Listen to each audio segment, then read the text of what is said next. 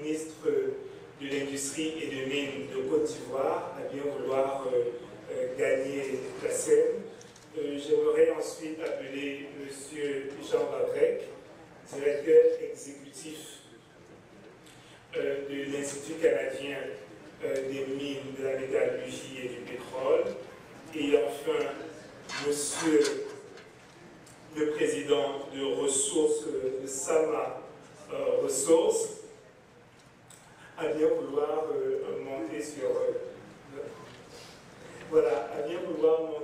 scène. Il s'agit bien évidemment du docteur Marc-Antoine Audet. Donc, sans plus tarder, parce qu'ils ont des choses de loin plus intéressantes et intelligentes à dire par rapport à moi, je voudrais inviter le ministre Roux à bien vouloir prendre la parole pour nous parler sans doute de l'extraordinaire potentiel minier qu'on trouve en Côte d'Ivoire. Sous vos orations, s'il vous plaît, le ministre Jean-Claude.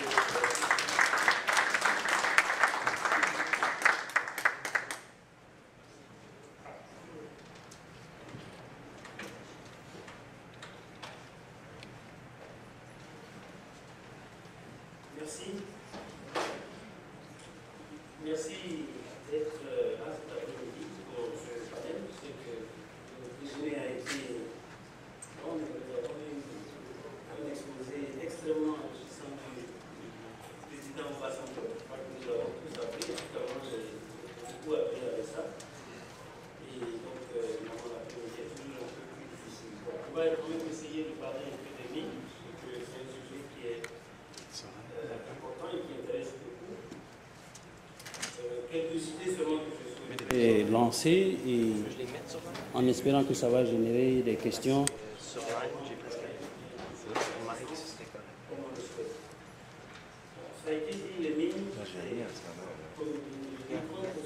Les réserves minérales du monde se trouvent en Afrique et on les trouve dans toutes les catégories: le bauxite, le fer, le cuivre, le manganèse, l'or, le diamant, les platinium, les terres rares, enfin tous les produits minéraux d'une extrême valeur se trouvent en Afrique.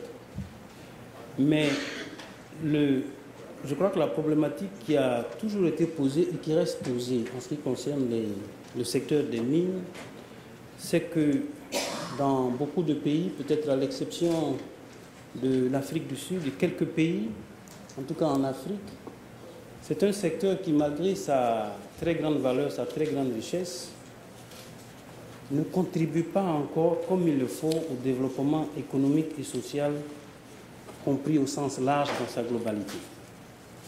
Le secteur minier se développe un peu, malheureusement, dans beaucoup de pays en Afrique comme une enclave, c'est-à-dire c'est exploité, les ressources sont tirées, il y a quelques retombées pour l'État, et puis c'est tout à la limite. C'est-à-dire qu'on ne voit pas l'impact, la pénétration de cette activité-là en tant qu'activité économique, donc qui touche plusieurs dimensions dans l'économie du pays. Et ça, je crois que c'est un défi qui est lancé, pas seulement pour les gouvernants, mais c'est lancé aussi pour la communauté des producteurs, la société civile, enfin, tous ceux qui s'intéressent au secteur minier, d'une manière générale, sont interpellés par cette question.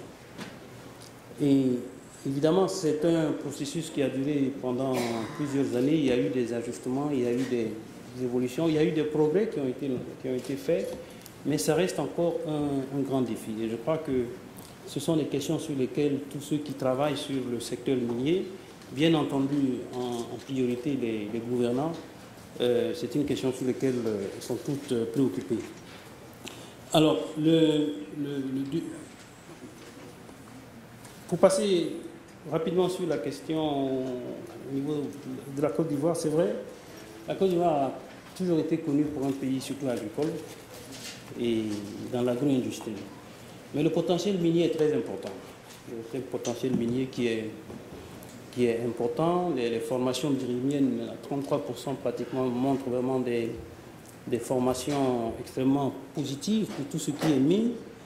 Le potentiel, on le trouve dans l'or, dans le diamant, dans le bauxite, le manganèse, le fer, les terres rares, les produits minéraux très rares qui sont importants. Mais évidemment, ça reste encore très peu développé, très peu utilisé. En fait, le secteur minier contribue pour moins de 8% de la valeur ajoutée nationale. Donc, très faible, 8% du PIB. Mais le potentiel est là. Alors là, un potentiel, ça reste un potentiel. Il faut maintenant le transformer pour pouvoir faire en sorte que ce potentiel vraiment joue son rôle et contribue de manière complète et totale à la croissance économique, pas seulement croissance économique stricto sensu, mais vraiment dans toutes ces dimensions du développement.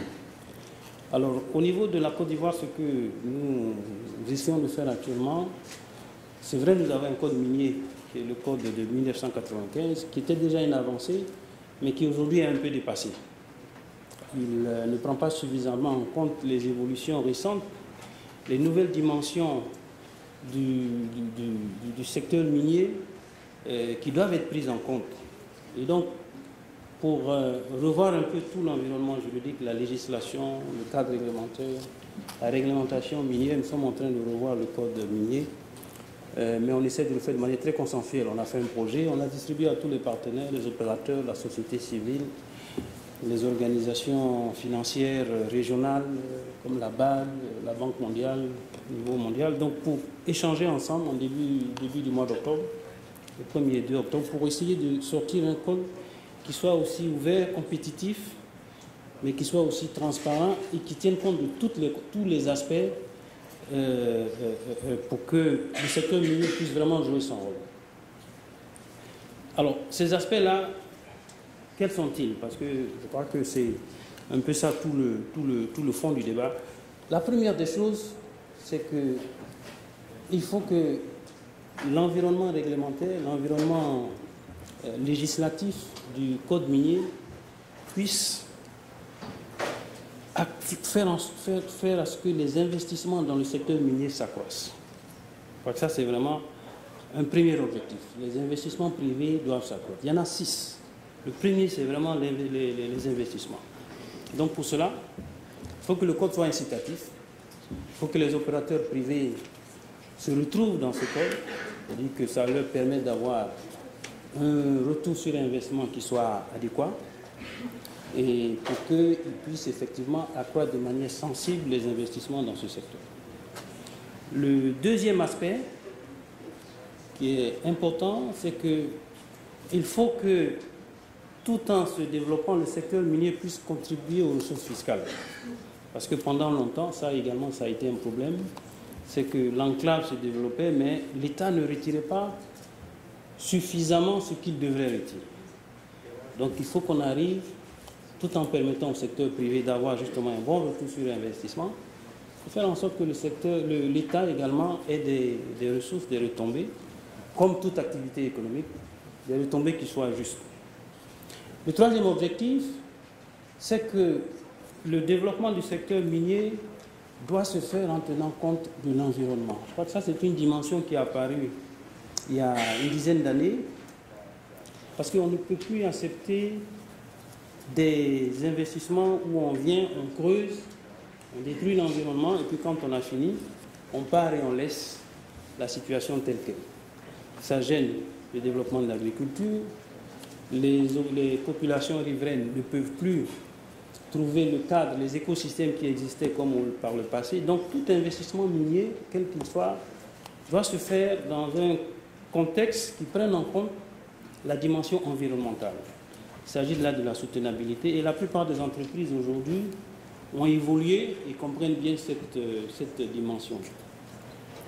La quatrième dimension, c'est que le développement du secteur minier doit se faire en tenant compte de la nécessité de prendre en compte les communautés qui vivent dans ces régions.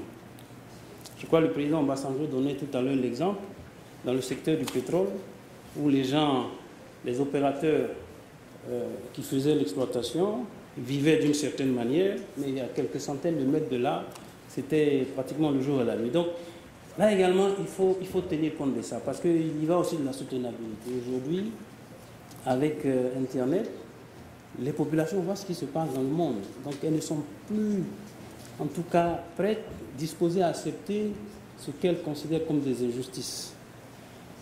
Si on veut développer, on veut faire de l'exploitation minière de manière soutenable dans le temps, et qu'on ne prend pas en compte la situation des communautés qui sont dans la zone où on intervient, ça devient intenable, parce que ce sont des conflits, ça peut bloquer même le processus.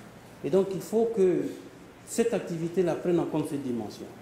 L'État peut contribuer, mais il faut que les entreprises également comprennent que, tout en se développant, il faut prendre en compte la dimension de l'environnement, surtout communautaire. La cinquième dimension, c'est un peu la question qui est liée à l'emploi. Ce qui est recherché, comme je l'ai dit, c'est que le développement du secteur minier prenne en compte les différentes composantes d'un développement économique qui soit équilibré et qui soit inclusif. Il faut qu'à travers un développement minier, bien entendu, qui dégage des bénéfices, il faut que la population sente que ce développement-là contribue à l'emploi. S'il n'y a pas cette contribution à l'emploi, ce n'est pas soutenable. Et ça crée des problèmes parce qu'au fond, on se pose la question, pourquoi ce développement?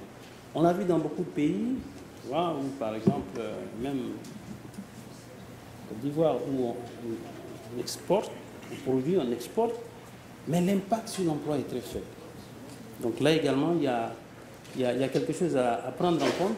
Et c'est lié au dernier point que je voulais, la dernière dimension, c'est qu'il faut que nous allions progressivement dans des processus où le développement du secteur minier implique une transformation. Aujourd'hui, nous avons dans nos pays, en tout cas c'est vrai pour la Côte d'Ivoire, seulement la première phase, c'est-à-dire on exploite, on sort le minerai et on l'exporte. C'est peut-être nécessaire dans une première phase, mais il faut que petit à petit, on passe à de deuxième, de troisième transformation, l'affinage, par exemple pour l'or et ainsi de suite, qui permettent de donner de la valeur ajoutée et qui permettent de faire en sorte que l'exploitation minière, ce n'est pas seulement une enclave, mais elle contribue, elle participe au développement harmonieux et équilibré donc, dans le pays. Donc ça, ce sont des dimensions que de plus en plus on essaie de prendre en compte dans le développement, dans les cadres réglementaires qui régissent le secteur minier. Donc au niveau de la Côte d'Ivoire, comme je l'ai dit, nous sommes dans ce processus. Nous espérons que d'ici quelques semaines, nous aurons un code qui sera soumis au Parlement, bien entendu, pour approbation, et qui prenne en compte toutes ces dimensions. Le potentiel, il est là. Je l'ai dit, j'ai cité un peu les produits. Nous avons déjà des opérateurs présents qui exploitent, qui opèrent. Il y en a qui font de la recherche, il y en a qui font de l'exploration. Les